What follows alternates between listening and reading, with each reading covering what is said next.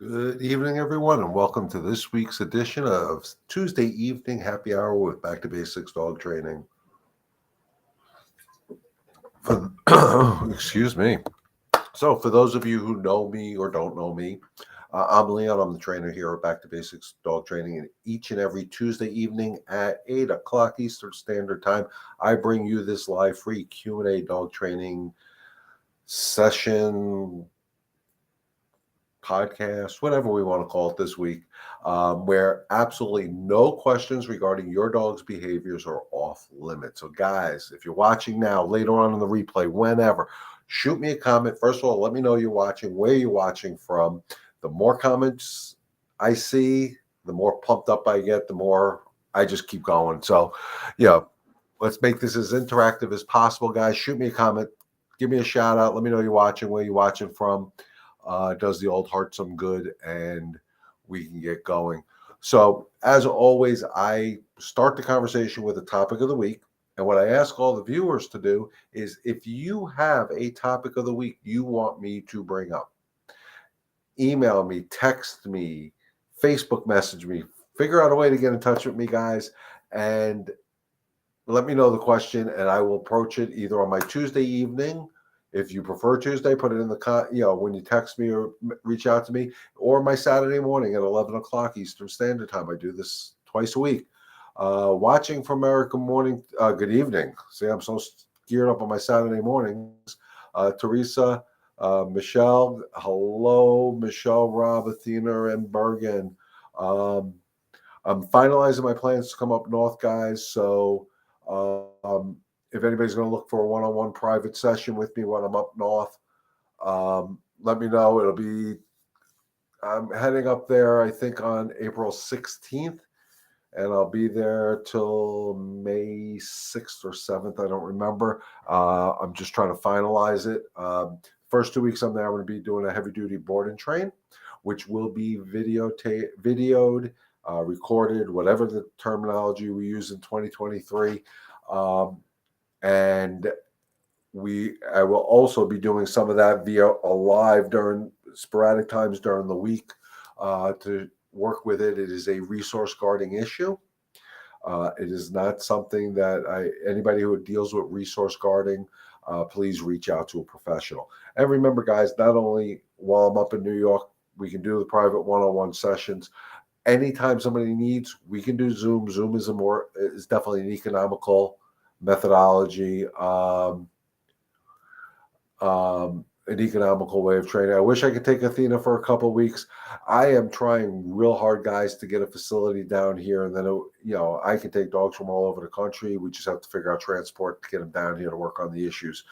But again, when Back to Basics does board and trains, owners need to be actively involved.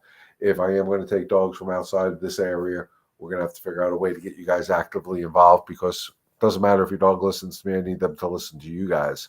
So the topic of the week this week is testing.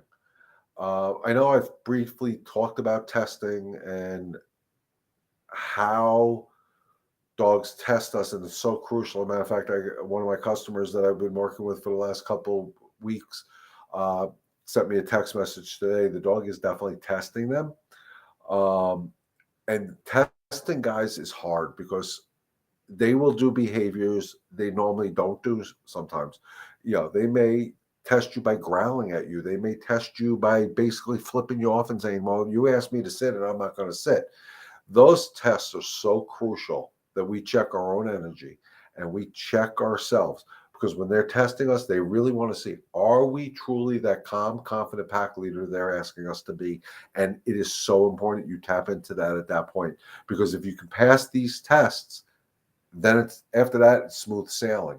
But they do test, and the biggest problems I see when I work with dogs and I work with the people is they have a great start to the program because it's fresh, it's new in my mind, and I'm going to follow everything Leon says to do, and we're going to work on it. And then the dog starts doing really, really well, and then they test us, and that's where people lose it, because they get frustrated. You were so good for 2-3 weeks, whatever it was, and now you're acting like an idiot. and they get frustrated with it. And the dog just says, okay, you're not that calm, confident pack leader I need. And all this can be solved, guys, if we just use the energy that I talk about all the time, that calm confidence. I watch other trainers' videos, and I know I've said this before. And the one thing a lot of us have in common as far as trainers is we are confident. We are calm. I'm not saying all trainers are great. There are some trainers out there. I watch their videos and I just shake my head and I want to pull what little left of my hair out. But there are some very good trainers out there that do a wonderful job, and they talk about calm confidence all the time, like I do. And it is so crucial that we find how to get that out of ourselves, because if we can master and harness that calm confidence when we're working with our dogs, and then take it the next step further when we're working with our family, when we're working with our coworkers, when we're working with the general public, and we just bring this calm confidence, people want to follow that type of energy. So if people want to follow calm, confident energy, think about what our dogs want to follow, or any of the animals. I work with some people that can control a 2,000-pound horse, but they can't control their 6-pound Yorkie. And what is the difference is, with the horse, we know we have to be calm because they're very skittish creatures, whatever. And if you're not calm around them, they're going to hurt you because they'll be scared. If you're not confident around them, they're not going to want to follow what you ask them to do. And these are 2,000-pound beasts. And so when we approach a horse, we're calm, we're confident because we know they can hurt us. Well, your 6-pound Yorkie can hurt you. I told you guys last week I worked with a Westie, and this Westie, if it had its choice, at one point would have ripped my ankles off. Could have hurt me. But again, how did I control this aggressive Yorkie? Westie, was with calm confidence. It wasn't me trying to be, cut it out, don't do this to me. It was, hey, this is unacceptable. Let me get through this temper tantrum with you so I can show you a better way. And that dog literally became my BFF.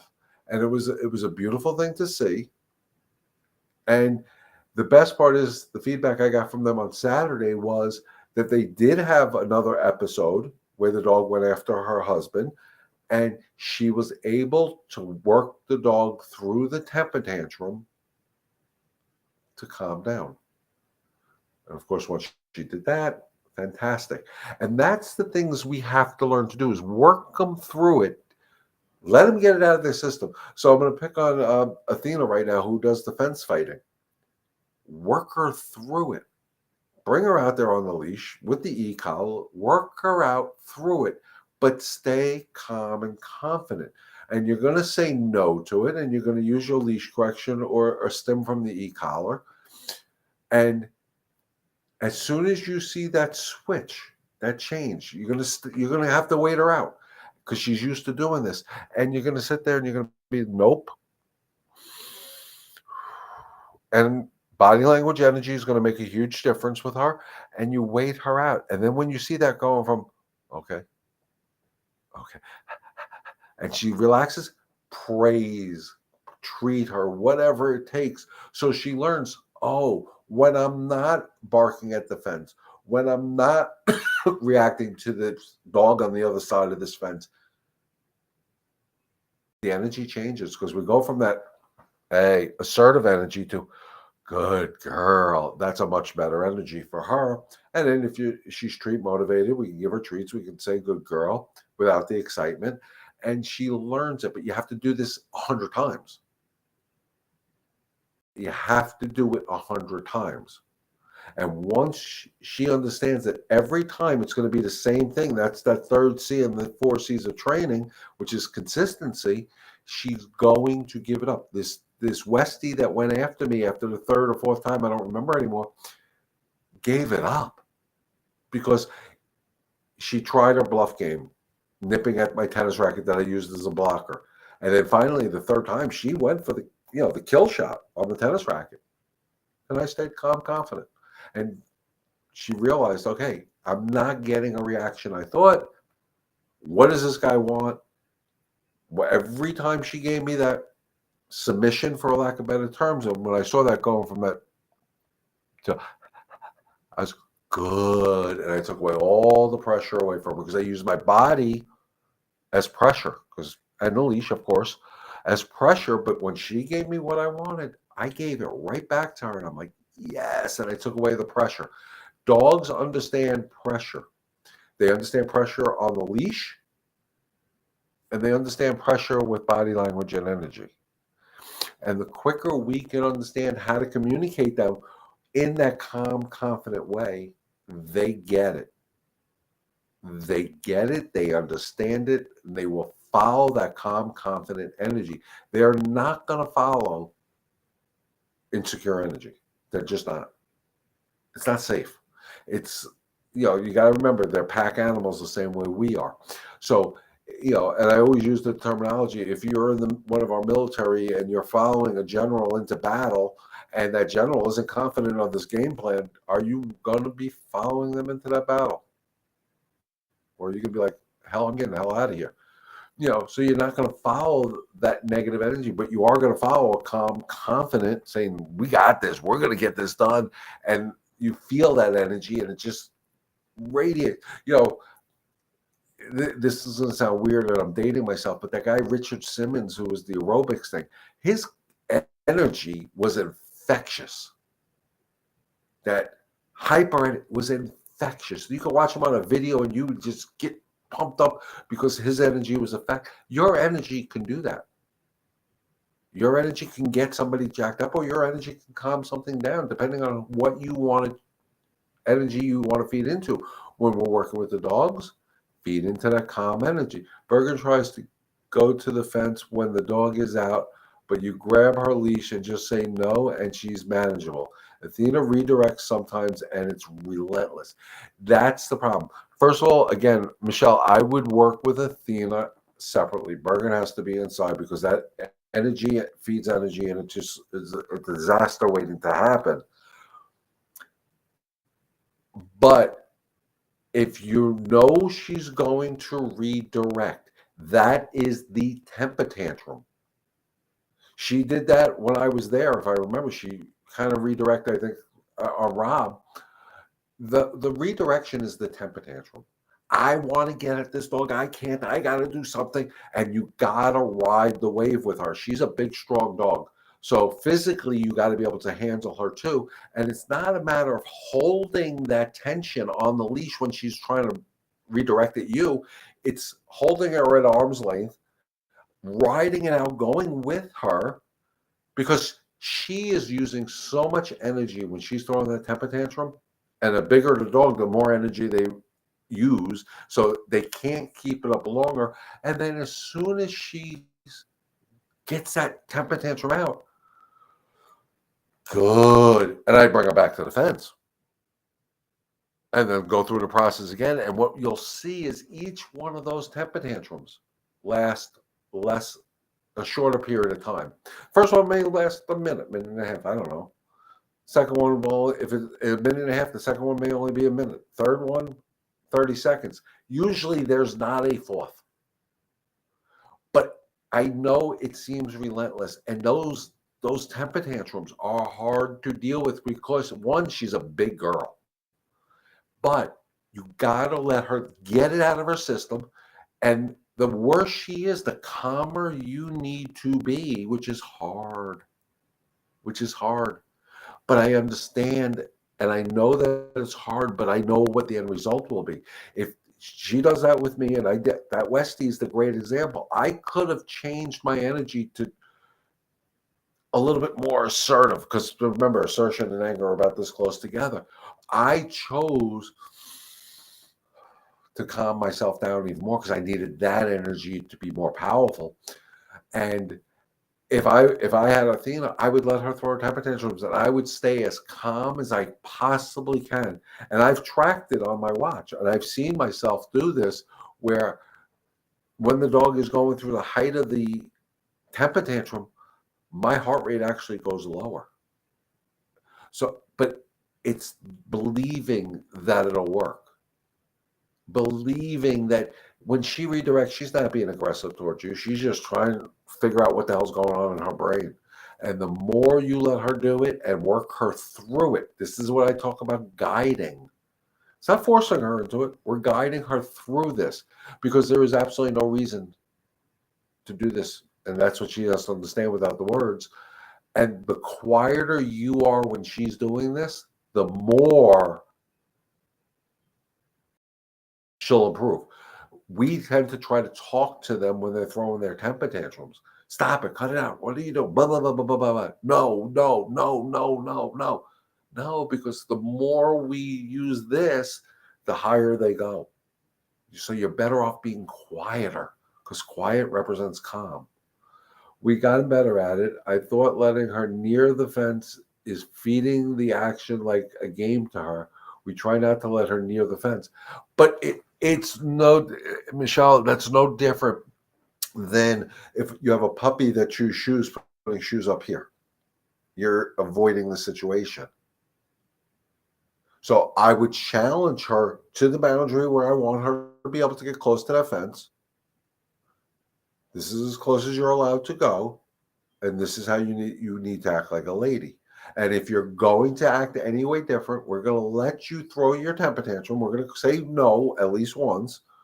We're going to do nope or nope. And we're actually with the middle finger, the nope on the collar. And then if she throws a temper tantrum, we're going to ride her out and just let her go. Let her go safely. Make sure she's on the grass, not on the driveway, because you don't want her to get hurt flopping herself around trying to get at you. But you hold her at arm's length, but you got to stay calm. And then once she stops the temper tantrum, yes, and bring her right back. Because that's where the problem is at the fence line. And I know it sounds like we're teasing her with this. We're doing all, but this is how they learn that this is unacceptable. That Westy I was working with, the issue was the crate. Just walking near the crate, touching the crate, this dog went bat crap crazy. So what did I do? I walked by the crate, it went bat crap crazy. I got it to the point where he submitted, and I walked right back to the crate and started the process over again. So he learned that I'm allowed to be near the crate and I'm allowed to touch the crate. You're not allowed to do this. Hi, we're talking about you. And let us know how things are going. I know we spoke Saturday, and I was so extremely proud of how you handled, the backslide. You know, and it's not going to happen overnight. Nothing I talk about, guys, is going to be overnight successes. Even though I may get the success in our sessions, doesn't mean you're going to have that success rate right away. Again, I've honed my skills. I've honed my energy, my channeling of the energy to the point where it's easy. It's in my instincts now. Learned behaviors become instinctual. But the energy is what helped Luke understand that, hey, it's okay you went to bite me. That's okay. You just didn't know any better. But this is how I want you to handle it, and that's not going after us when we go near the crate. Or in this case, when Ken walks in, we haven't had any snapping. We've downgraded to just growling, slowly but surely. Great. So he's still going through the process. But what my question to you, Stephanie, is: the growling? You can get to stop a lot quicker than you could with the snapping, correct?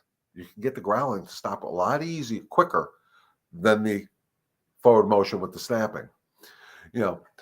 And the reason being is, again, the growl isn't as high on that 0 to 10 scale as the bite, the lunging, the whatever. So the mind is at a lesser space. So when I first met Lukey and I saw the reaction, he got to red zone 10 at one point when he attacked the racket because he gave me his best shot at that point. But he was about a level 8. It's very hard to control. I'm not saying it's easy, but we were able to control it. The growling is probably like a level 5, so it's easier to control it at this lower level. And then what you're going to find is he's going to give it up as long as you stay with the 4 C's: the calm, confidence, consistency, to have that control you want of Luke. And you're doing a phenomenal job. I was so proud of you when you told me that when Ken came in with the plate, Luke reacted, and you were able to control it. Oh, and Betty has stopped whining when we put her in the kennel for nap time. Beautiful.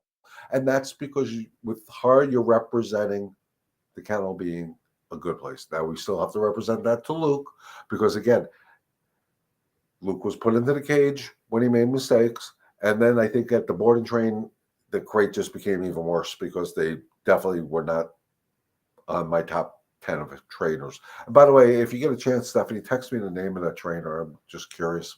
I want to look him up. I keep a chew treat in my pocket to distract Athena when we're outside if she starts getting very interested in the fence. It's insurance for me. Insurance for me, so help me calm her. I lure her inside if I have to. Again, I understand that, Michelle, and you've had X amount of years of this nonsense. But again, when you're avoiding actually doing what Athena needs you to do, which is teach her this is unacceptable. You're luring her inside with the treats, you're redirecting her with the treats, but we're not teaching her this is still a bad behavior. She's actually, in my mindset, getting rewarded for the unwanted behavior. And I'm not a big fan of that. We all know that. But if it works and it keeps you safe, that's fine. And I know we had talked about this before. Rob needs to be the one physically handling her because she's a strong girl. I mean, but again, when I'm up there, we're going to work on it, and I'm going to build your confidence, Michelle, because it's not about this. I always say it. It's about this. And it's coming from here. It's, I hate this wide angle camera, but it's coming from here. And that energy is going to make or break it. Stephanie is a living example. I mean, that Luke terrorized them. He was a Westie terrorist. And slowly but surely, she's rewiring his brain. Athena's brain needs to be rewired. We're going to figure this out together. And we're going to take Athena on this wonderful journey because she should be able to enjoy her backyard. You should be able to enjoy your yard and not worry about this nonsense. You should be able to enjoy a car ride without worrying about Bergen barking at everything. But these are all things you got to work up to. We're going to pick and choose what we're going to work on, and we're going to get this done. It takes so much patience and staying calm yourself. Absolutely. Without patience, without your calm energy, I'm the worst freaking trainer on the face of the earth, guys. If you don't buy into the system. But once you start seeing it and having those Oprah aha moments, it's worth it. Take the time, and I always go back to what my mom taught me: breathe in the roses, blow out the candles. And you will see it makes a difference. So when Athena is jacked up, Michelle, remember, breathe in the roses, blow out the candles, center your own energy. Hi, Cece. My 4-month-old Akita Lala Ray eats her food so fast and then wants to eat my 2-year-old's food. Heck, he's a Catalua. Okay, well, for some reason with Lala Ray, I hope I say that right, food represents excitement. You need to slow the whole process down. So first thing I would say is don't feed the two dogs together. As much as eventually you will get them back together, is you need to work with her. Is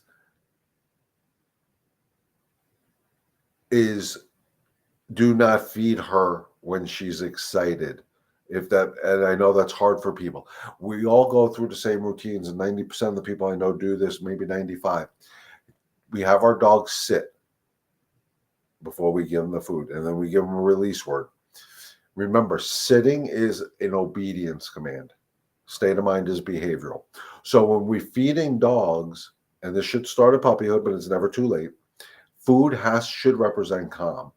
And it's not just sitting there. It's if they're sitting there going, I see the food, I want the food, I want the food, I want the food, I want the food, I want the food. And And do you see the drool? Their mind is still escalated. They actually are trained to sit first, and they do. Remember, sitting is obedience, state of mind is behavioral. So if they're sitting because they are obedient, most dogs are obedient. You tell them to sit, they're going to sit. But if that state of mind is focused on the food, I got to get that food, I got to get the food, I want the food, I want the food. Oh, that state of mind is wrong. At that point, I won't feed them. If I go to put that food bowl down and I see them getting antsy, I'll pick the food bowl back up. I slow the whole eating process down. Then I make them wait a couple of seconds. Again, sitting, staying is obedience. Look at the state of mind. Read that state of mind. If that food, if it, I'll put it this way. When I feed my dogs, and this is as many dogs as I've had, it's when I boarded dogs and I had up to 12, 15 dogs, whatever, in my house, I fed the dogs all together. The dog had to look at me to get the food, not the food bowl. If they looked at the food bowl, the food was more relevant than me. Oh, I'm the one giving you the food. I need to be the relevant one. And I put the food bowl down. And when the food bowl's on the ground, they still had to look at me. And they had to look at me with a calm energy.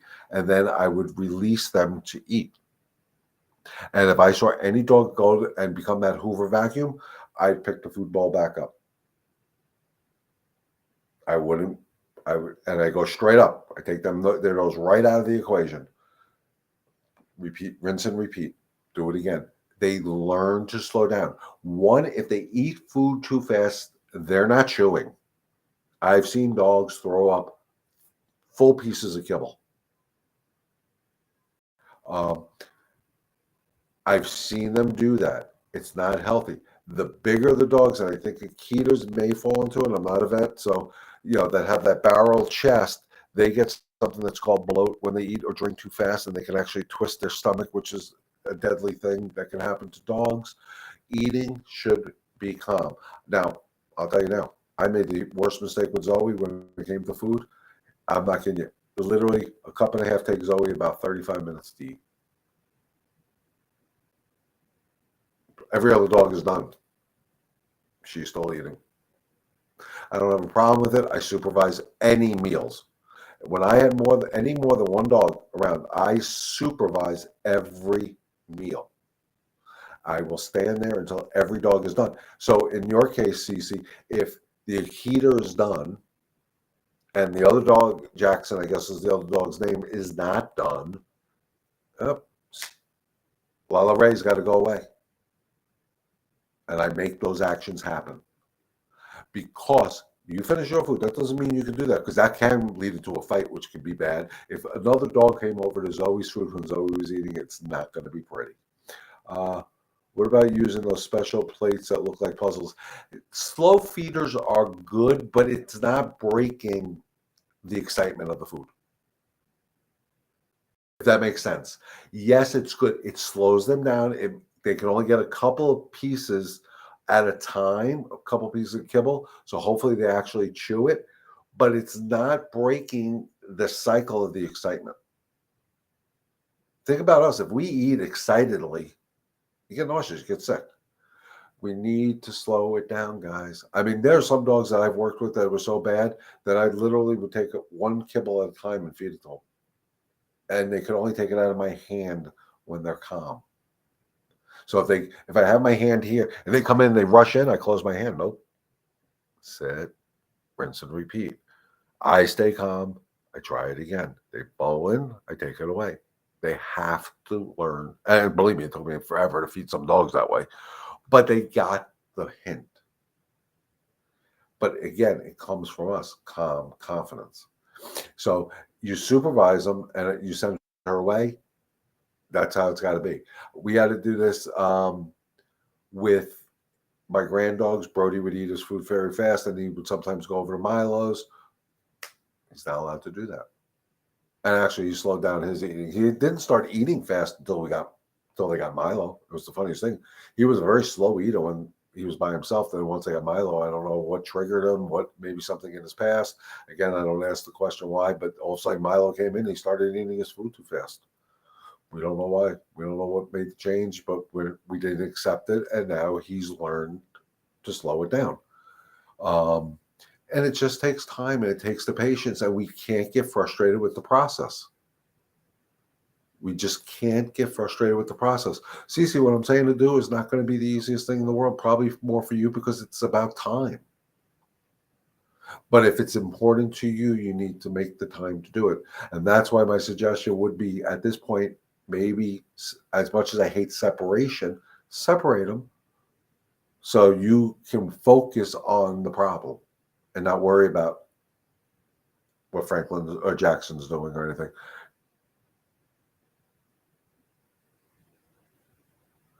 Great. And my advice worked on not letting her out of the crate excited. And that's what I'm talking about. It's always going after the state of mind, guys. It's always. If we learn to truly read the dog's state of mind, if they're anything but calm, don't reward them. And that includes eating. And I know it sounds cruel, it sounds horrible, but you need to slow it down. It's healthier for them. And again, put yourself, if you huff your food down, how do you feel? Feel like crap.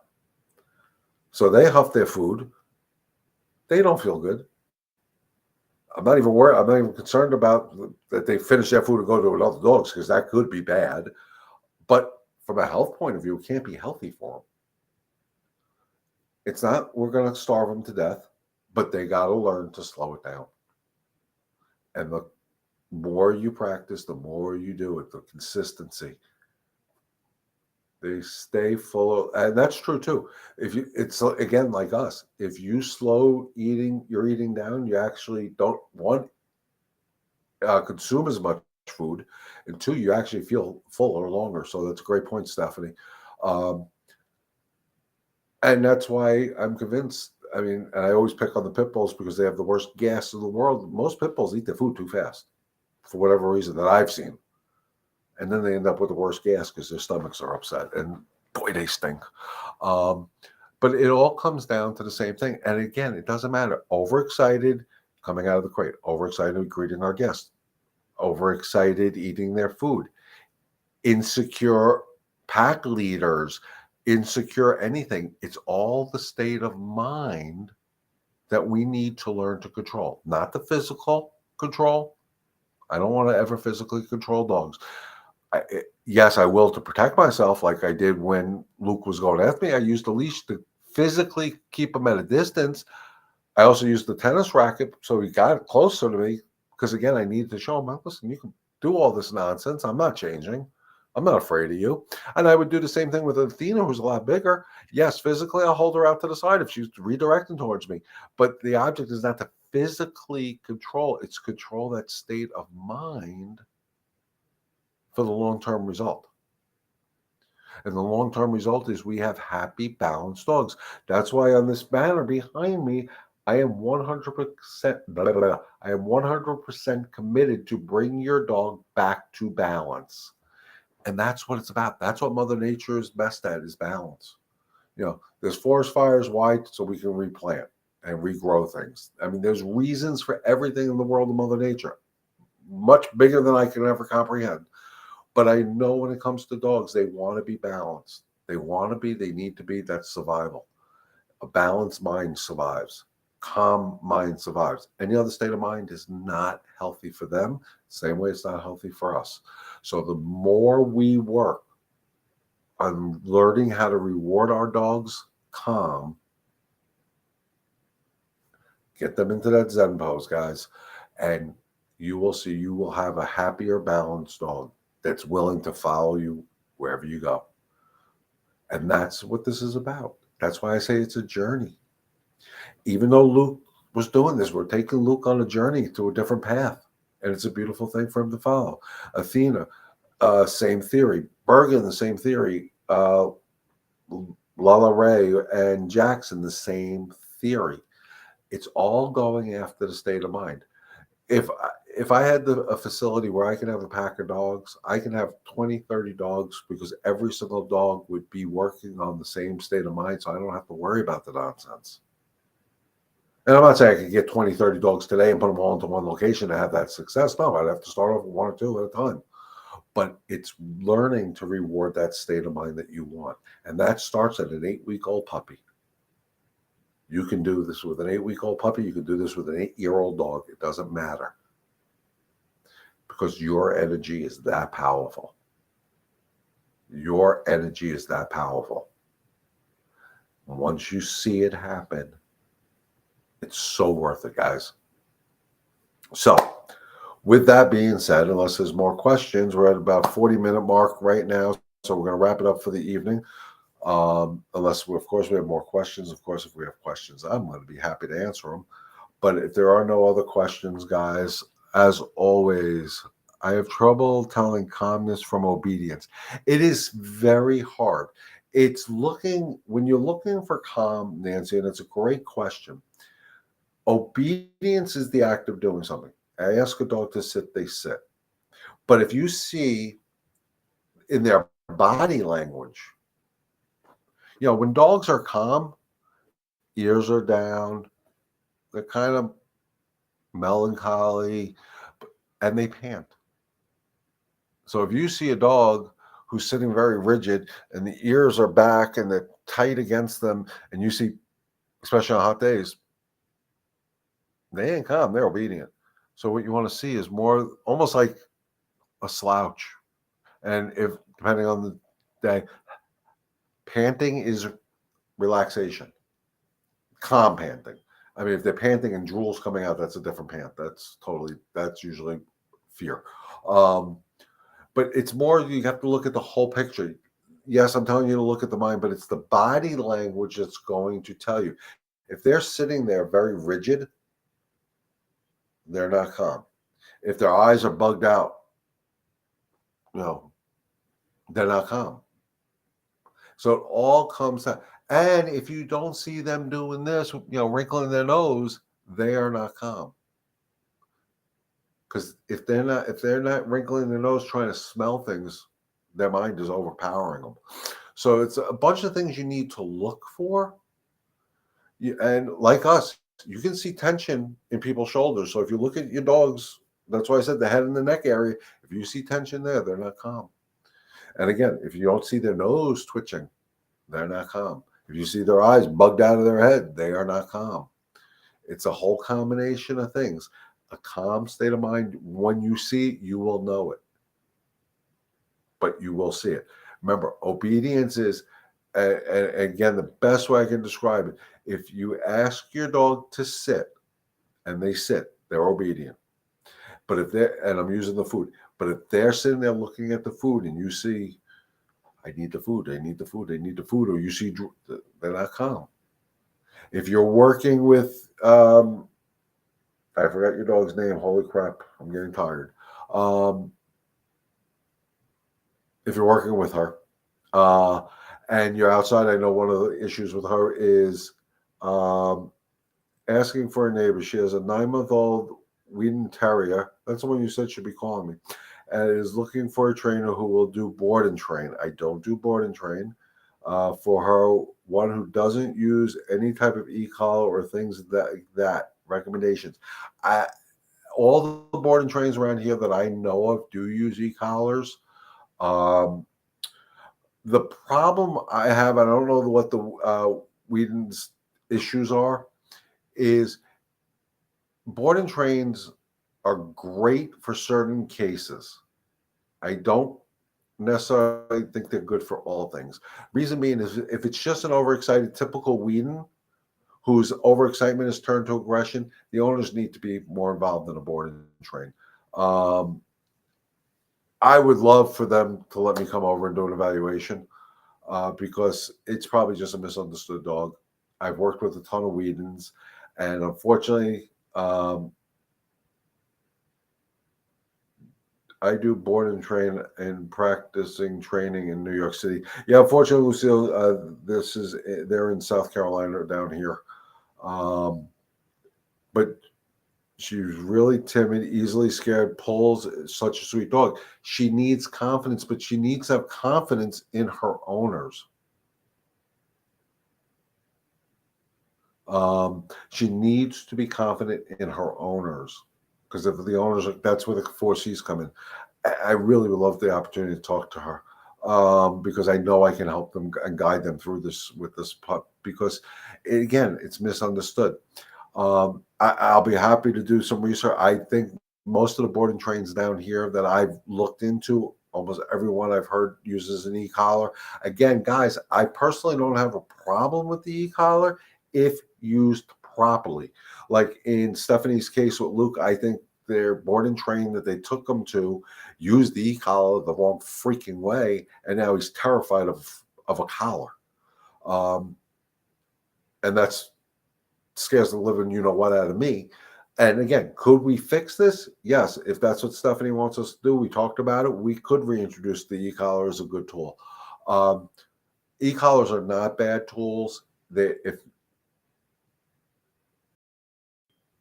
yeah, like Stephanie says, most people don't know how to use it properly. There is a way to use e-collars properly, guys. I've used them.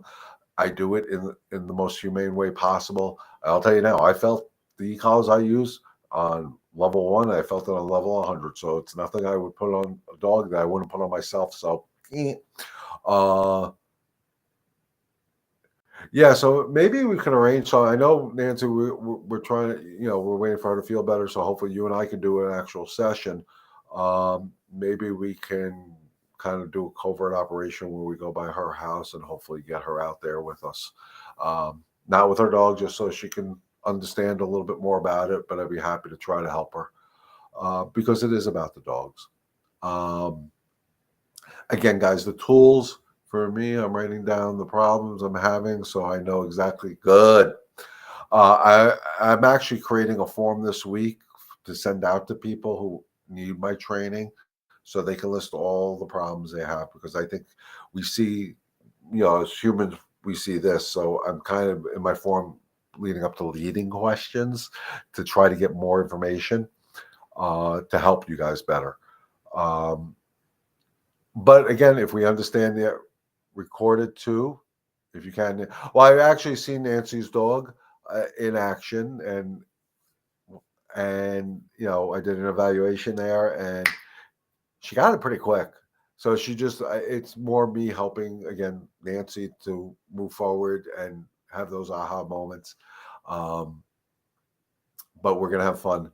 Um, but again, guys, thank you for all these questions. Cece, keep me posted. Let me know how it goes. Join me either Saturday morning at 11 o'clock or, my Tuesday nights. Uh, and let me know how what we're discussing works, because if it's not working, we have to come up with a different solution for you. And every dog's an individual. So a lot of what I say should work. And it's more, again, guys, believing in the calm confidence, the 4 C's of dog training: calm, confidence, consistency to get control. And we will have those dogs that want to follow us to the end of the earth. And that's what we really want our dogs to do. We want those lifelong companions. So we're at the magic 45-minute mark, guys. Thank you for inviting me into your homes each and every Tuesday evening at 8 o'clock Eastern Standard Time. It is an honor and a privilege to be here with you guys. I hope you're getting some value information out of it. Keep me updated on anything we've discussed to help you guys. Let me know.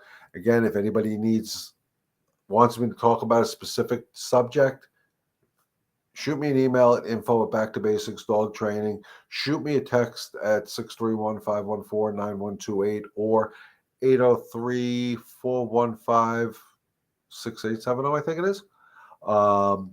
You glad to have you in our pack. And guys, you are part of my pack, and I take it very personal. So I'm going to wrap it up for the evening, guys. Thank you for inviting me to your homes each and every Tuesday evening. I really do appreciate it. It's an honor. As always, stay healthy, stay safe. God bless.